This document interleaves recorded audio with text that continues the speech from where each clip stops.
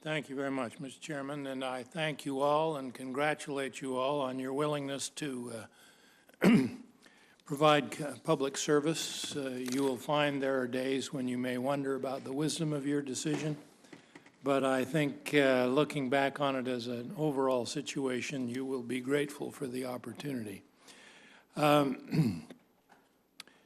Mr. Connor, we have a number of projects in Utah that I think means we will be having a lot of conversations with you, and we're grateful to you for your willingness to take on this challenge. Mr. Poneman, as I look around the committee, I'm probably the only one here who has served in the executive branch in previous administrations. And my observation is that the deputy secretary is the one who has to run the building.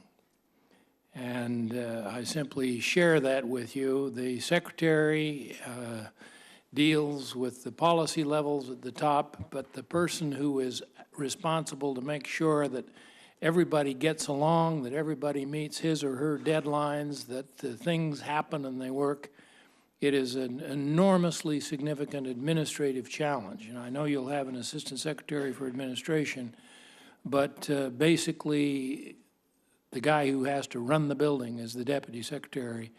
And I hope you will exercise your management muscles as well as your analytic muscles to give Secretary Chu all of the help you possibly can in that area. Just a bit of gratuitous advice, which you are more than free to ignore. But I couldn't pass up the opportunity to offer it. Thank you, Senator. Ms. Suh, I guess you anticipated that I'd talk to you. Secretary Salazar went to Utah on the 1st of May, talk about various items. The 1st of May is an important date because that's the date that David Hayes established in responses to my questions with respect to his confirmation that there would be a preliminary analysis for the review of the 77 leases that the Secretary canceled.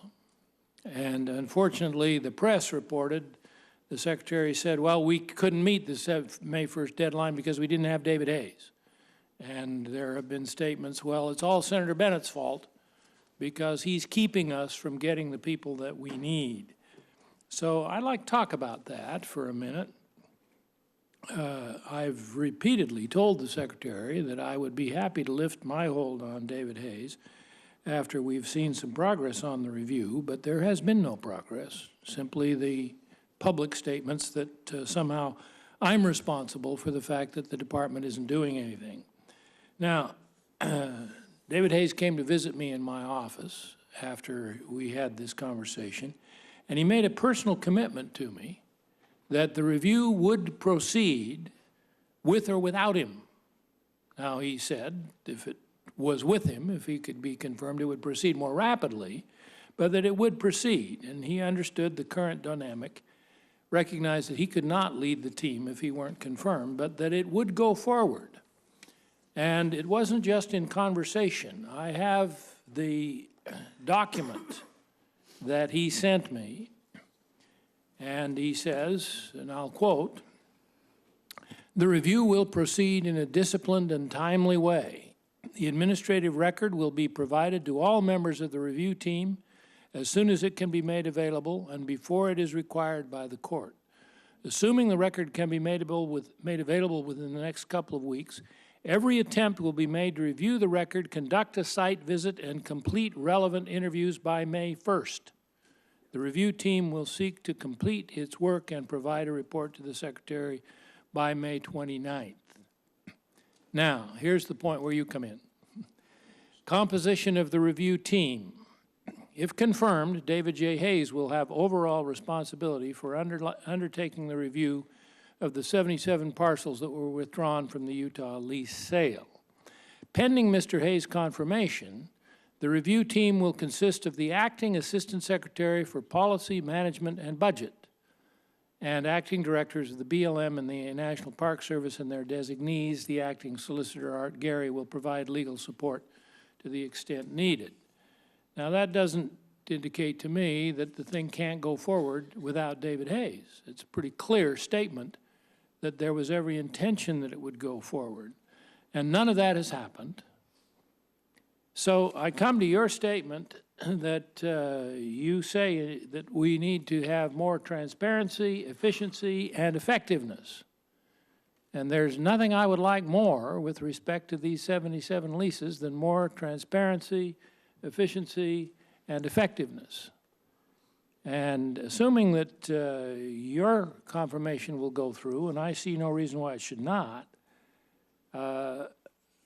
you will take over the responsibility of this, and I would hope we could get from you a pledge here today that you will complete the commitment that was made to me by Mr. Hayes on Interior Department stationery. Since it's on the official stationery of the Interior Department, I assume the commitment was made by the department and not Mr. Hayes. Now, is that something you're comfortable in undertaking? Yes, sir, it is. Obviously, I understand how important this issue is to you, Senator, and certainly if confirmed, I would be more than happy to work with you and your staff personally in providing you the details that you're looking for. Obviously, I have not been at the Department of Interior, and so I'm not aware of the relevant facts with respect to this issue, but certainly if confirmed, again, I would be more than happy to work with you personally. Yeah, I understand that, and my plea is not necessarily that you work with me personally, although I will maintain my continued interest in the matter. My plea is that you will work within the department to get the department to keep the commitment that they have made to me in writing, towards which they have made zero progress ever since the commitment was made. And since you will replace the acting Secretary for Policy Management and Budget and take the lead on this, I appreciate your commitment here. In my view, I agree with you absolutely. We need more transparency, efficiency, and effectiveness. And this issue is a very good place to start. Understood, sir. Thank you. Thank you, Mr. Chairman.